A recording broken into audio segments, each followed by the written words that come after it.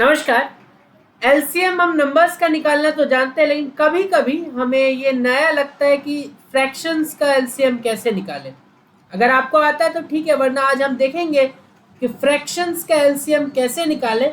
और जब एलसीएम देख के ये क्वेश्चन सॉल्व हो जाएगा तो एचसीएफ निकालने का भी टेक्निक जो कि सिमिलर ही है वो भी देखेंगे।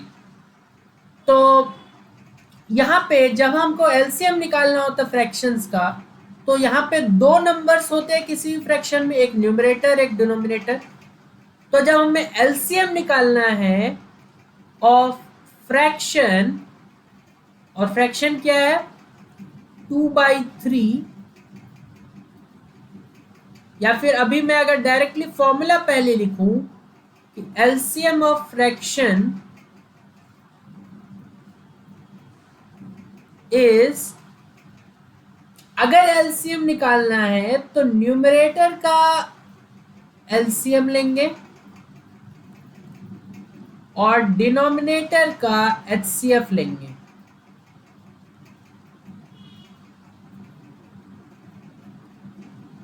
अगर एलसीएम निकालना है, लगे हाथ एचसीएफ का भी फॉर्मूला लिख ही लेते हैं कि अगर एचसीएफ निकालना है फ्रैक्शंस का, कितने भी फ्रैक्शंस हो,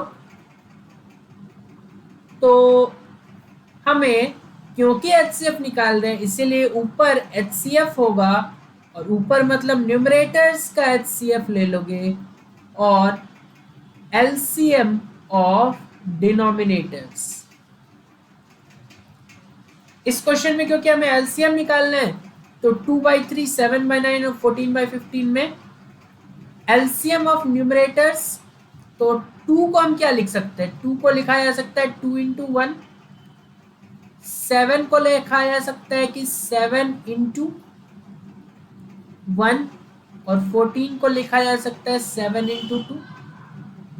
चलो नीचे वाले का भी फैक्टर्स लिख ही लेते हैं। 3 को लिख सकते हैं 3 इंटू 1, 9 को लिख सकते हैं 3 इंटू 3, और 15 को लिख सकते हैं 3 इंटू 5। 1 भी आप लिख लो, 1 तो सब में होता है।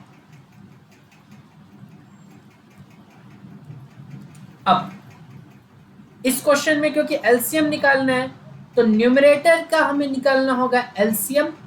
ठीक है, न्यूमरेटर का एलसीएम मतलब इनका एलसीएम और इनका एचसीएफ। ठीक है, अब इनका एलसीएम निकालना है तो देखो 2 का हाईएस्ट पावर क्या है, 2 पावर 1, 2 पावर 1, तो 2 का हाईएस्ट पावर उठा लो 2। देन 7 का हाईएस्ट पावर क्या है, 7 का पावर 1 यहाँ 1 यहाँ, तो हाईएस्ट उठा लो उसमें से 7। 1 चाहो तो लिखो, नहीं चाहो तो नहीं लिखो। तो एलसीएम जो इसका निकालोगे that would come out to be 14।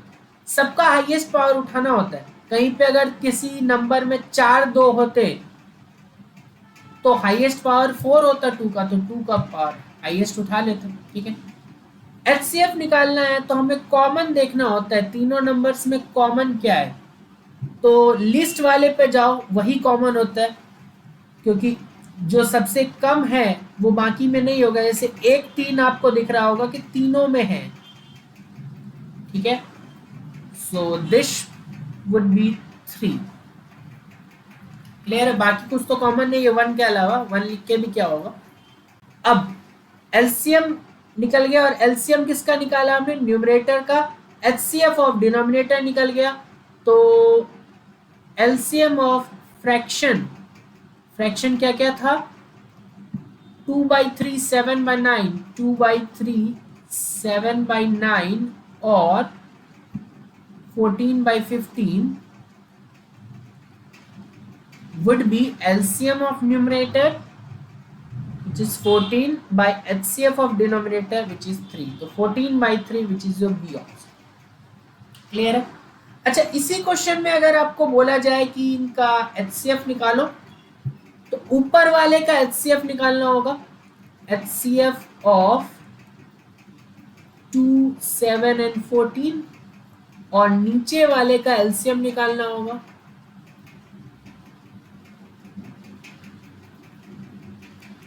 ठीक है, 2, 7 और 14 में आपको क्या कॉमन दिख रहा है, 2 को लिख सकते हैं 2 इंटू 1, 7 को 7 इंटू 1, 14 को 2 इंटू 7। तो सिर्फ 1 कॉमन है, 1 के अलावा कुछ नहीं कॉमन है, क्योंकि सेकेंड वाले टर्म में 2 है ही नहीं, बाकी दोनों में है लेकिन सेकेंड वाले में नहीं है। तो जो कॉमन है जो तीनों में है दैट इज जस्ट 1। एलसीएम इनका, तो देखो 3 का एक पावर, 3 का हाईएस्ट पावर देखो 3 इंटू 1, 3 इंटू 3 एंड 3 इंटू 5। 3 का हाईएस्ट पावर इधर से आ रहा है 3 स्क्वायर, तो उसको ले लो। और 5 का हाईएस्ट पावर एक ही है तो वो उसको ले लो।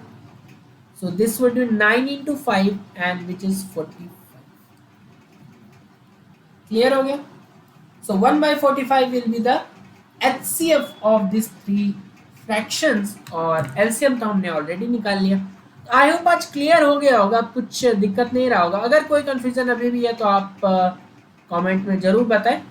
पॉलिनोमियल्स का भी HCF और LCM होता है, तो वो देखने के लिए कभी और वेट करते हैं। बहुत बहुत धन्यवाद।